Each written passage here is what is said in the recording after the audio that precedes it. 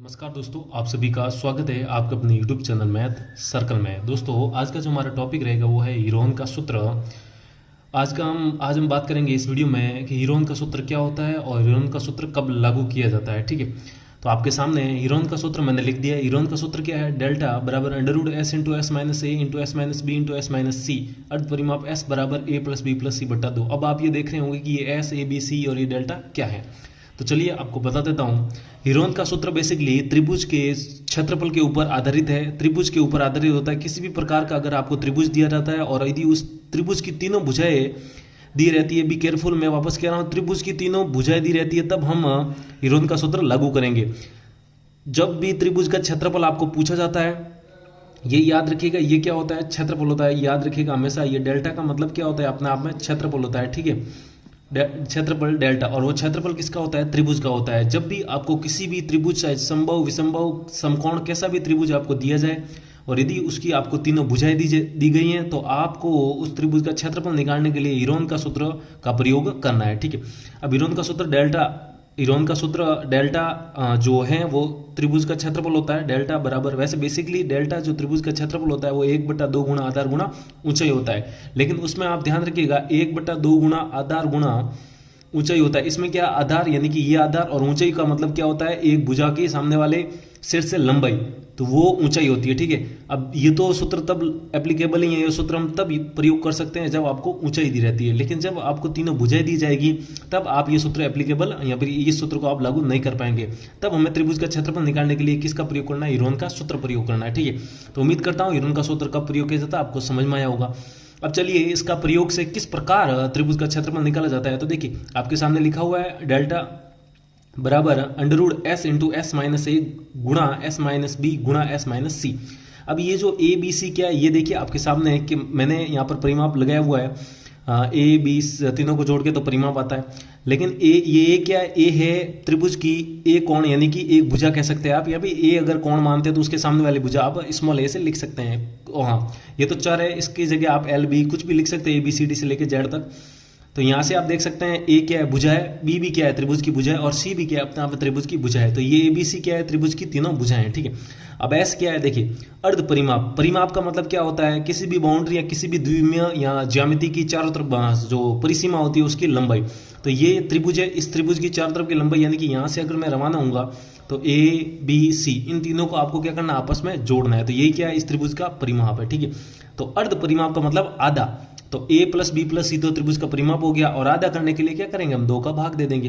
तो ये s क्या है? a plus B plus C बटा 2 त्रिभुज का अर्ध परिमाप। ठीक है, अब हम इस सूत्र के ऊपर आधारित सवाल का अध्ययन करते हैं। देखिए हमारे सामने एक सवाल लिखा गया है, आप ध्यान से देख सकते हैं कि त्रिभुज का क्षेत्रफल ज्ञात कीजिए यदि इसकी भुजाई क्या है? 18 सेंटीमीटर, 10 सेंटीमीटर और 14 सेंटीमीटर। अब आप देख सकते हैं हमें त्रिभुज के क्षेत्रफल पूछा गया है और हमें त्रिभुज की तीनों भुजाएं दी गई है। ठीक है, तो सबसे पहले तो आप क्या करेंगे? ये जो त्रिभुज की भुजाएं दी गई हैं, इस त्रिभुज की भुजाओं की माप का एक आप त्रिभुज बना लेंगे। ठीक है, तो मैं आपकी जानकारी के लिए, सुविधा के लिए यहाँ पर एक त्रिभुज बना देता हूँ, जिससे कि सवाल को करने में क्या हो जाएगी? आसानी। जब भी आपको क्षेत्रफल के सवाल दिए जाते हैं तो हमेशा या तो आप त्रिभुज का बना दीजिए और या फिर आप अपने दिमाग में त्रिभुज को बना दीजिए। ठीक है, ये मैंने त्रिभुज बना दिया ऐसे। ये हमारा क्या हो गया? त्रिभुज हो गया। ठीक है, इस त्रिभुज का हम नामकरण कर देते हैं, कुछ भी रख दीजिए। चलिए पी क्यू आर रख देते हैं। ठीक है, अब यहाँ पर आप देख सकते हैं इसके तीनों भुजाएं, मान लीजिए इसको ए मान लेते हैं, इसको मान लीजिए बी मान लेते हैं, और इसको मान लीजिए सी मान लेते हैं। ठीक है, अब आप देख सकते हैं। अब यहाँ पर आपको क्या करना है? इसी जैसा कि आपको ऊपर दिया गया सूत्र था, उस सूत्र के अनुरूप ही आपको इस सवाल को सॉल्व करना है। ठीक है, तीनों भुजाएं दी गई है हमको। अब हम क्या करेंगे?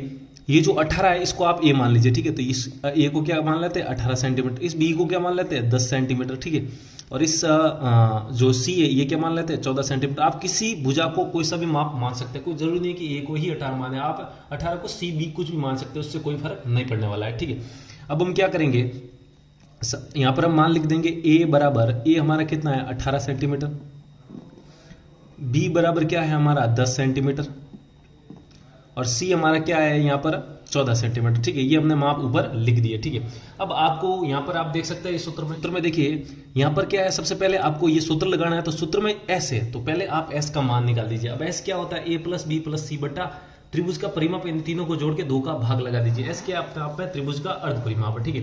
तो यहाँ पर मैं निकालूंगा, हम जानते हैं चूंकि जो एस होता है वो एस बराबर क्या होता है, ए प्लस बी प्लस सी बटा क्या होता है आपका 2 होता है, ठीक है। अब एस का मान कैलकुलेट करने के लिए ए का मान रख देते हैं 18 प्लस बी का मान कितना है आपका यहाँ पर 10 प्लस सी का मान कितना है 14 और बट्टा में क्या चल रहा है आपका 2 चल रहा है, ठीक है। तो यहाँ से एस का मान क्या आ जाएगा, देखिए 18 प्लस 10 कितना 28 और 28 और ये कितना हो जाएगा 42 और बट्टा में क्या है 2 है। 2 का भाग जब आप 42 में देंगे तो कितना आएगा आपका 21 सेंटीमीटर। तो इस त्रिभुज का जो अर्ध परिमाप आया वो कितना है 21 सेंटीमीटर। अब ए बी सी सारों के मान है और हीरोन का सूत्र क्या होता है आप देख सकते हैं, delta under root S into S minus A into S minus B into S minus C. अब इस सूत्र को मैं इस सवाल में भी लिख देता हूँ एक बार फिर आपकी सुविधा के लिए।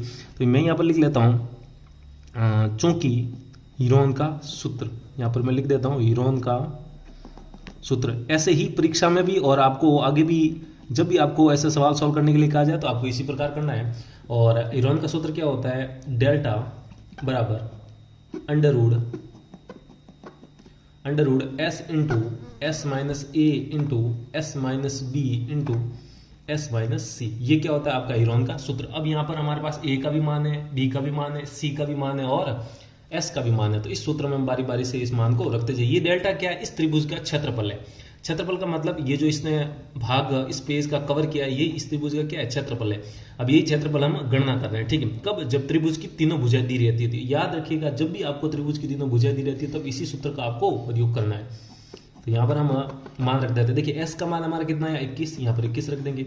एस माइनस ए यानी कि 21 माइनस ए का मान आप देख सकते हैं ऊपर कितना है 18 इंटू एस माइनस बी यानी कि 21, एस का मान 21 माइनस बी, बी का मान कितना है 10 इंटू एस, एस का मान क्या 21 माइनस सी, सी का मान कितना है 14, ठीक है। इतना हो जाएगा। ये हमने क्या कर ली, इस सवाल को हमने कैलकुलेट कर लिया, इस सवाल की हमने गणना कर ली, ठीक है। अब हम क्या करेंगे, इस सवाल को आगे बढ़ाएंगे, ठीक है।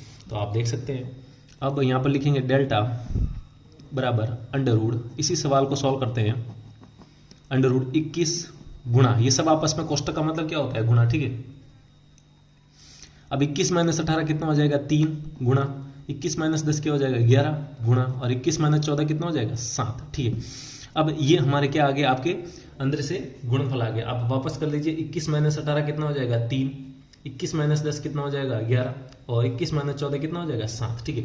अब यहाँ पर ध्यान दे सकते हैं हम डेल्टा बराबर, अब अंदर क्या आया है देखिए, आपको अब अंडरवुड के अंदर की संख्याओं को सॉल्व करना है। तो इसको मैं आपको सबसे बढ़िया तरीका बताता हूँ सॉल्व करने का। तो देखिए जबकि आपको अंडरवुड के अंदर संख्या दी जाती है और उनको सॉल्व करना है तो अंडरवुड का मतलब क्या होता है वर्गमूल। इसका मतलब क्या होता है वर्गमूल। वर्गमूल का मतलब अंदर वाली संख्या का हमने वर्गमूल, जैसे मान लीजिए मैं आपको एक उदाहरण की सहायता समझाता हूँ, अंडरवुड 25 लिखा है। अब अंडरवुड 25 कितना आएगा, तो अंडरवुड 25, तो आपको ऐसी संख्या ढूंढनी है जिसको 2 बार गुणा करने पर क्या आता है 25 आता है। तो वो क्या हो जाएगी आपकी, एक तो -5 गुणा -5 भी आपका 25 होता है और एक हो जाएगी आपकी +5, ठीक है। तो -5 और +5 दोनों को आपस में गुणा करने पर कितना आता है 25 आता है, ठीक है। तो हमें भी क्या करना है इसके अंदर की, यहाँ तो एक तो तरीका, यहाँ तो आप पूरा सॉल्व कर लीजिए और यहाँ फिर आपको 2 के पेयर बना दीजिए ताकि एक पेयर इस अंडरवुड से कट जाएगा। किस प्रकार, 21 को तोड़िए, 21 को हम लिख सकते हैं 3 गुणा 7 और गुणा में क्या चल रहा है 3 गुणा 11 गुणा 7। बाकी सब क्या है अभाज्य संख्या, अभी टूटेगी नहीं, आगे इनके गुणनखंड नहीं होंगे, ठीक है। अब आप देख सकते हैं यहाँ पर 2 पेयर, देखिए एक तो 3 है और एक 3 है। देखिए एक तो एक ये पेयर बन गया, एक ये जोड़ा बन गया और एक देखिए 7 और 7 का जोड़ा बन गया, ठीक है। तो आप देख सकते हैं डेल्टा, वैसे बेसिकली देखिए आपको मैं बताता हूँ बेसिकली होता क्या है। देखिए ये जो 3 गुणा 3 है, जब 3 गुणा 3 होता है तो 3 गुणा 3 को मैं ऐसा भी लिख सकता हूँ, ठीक है। और जब आप इसके ऊपर वर्गमूल डालेंगे तो वर्गमूल का मतलब क्या हो जाएगा, ये जैसे ऊपर अंडरवुड डाला तो इसका मतलब होता है घात 1/2। अब पावर के ऊपर पावर है तो पावर घातांक नियम के अनुसार मैंने एक वीडियो में बात की, आप जाके देख लीजिएगा। उस वीडियो का लिंक मैंने इस वीडियो के डिस्क्रिप्शन बॉक्स में दे दिया, आप जाके वहां पर ये चेक करिएगा। 2 से 2 कट जाएगा, ठीक है, एक बार। तो यहाँ से देखिए 1 गुणा 1 कितना हो जाएगा 3। तो आप देख सकते हैं जब अंदर 2 3 है तो बार कितना आया, 1 ही 3 आया। तो इसी प्रकार ये जो 2 3 है तो बार कितना आ जाएगा अंडरवुड से 1 3। इसी प्रकार ये 7 कितने 2 है तो एक बार आ जाएगा, कितना हो जाएगा 7, ठीक है। अब 11 तो अकेला ही है तो अंदर ही फंस जाएगा वो, तो अंडरवुड आपका 11 का 11 लिखना है, ठीक है। तो यहाँ से देखिए डेल्टा बराबर 3 गुणा 7 कितना हो जाएगा 21 और 7 में क्या अंडरवुड 11 और पीछे क्या हो जाएगा सेंटीमीटर स्क्वायर।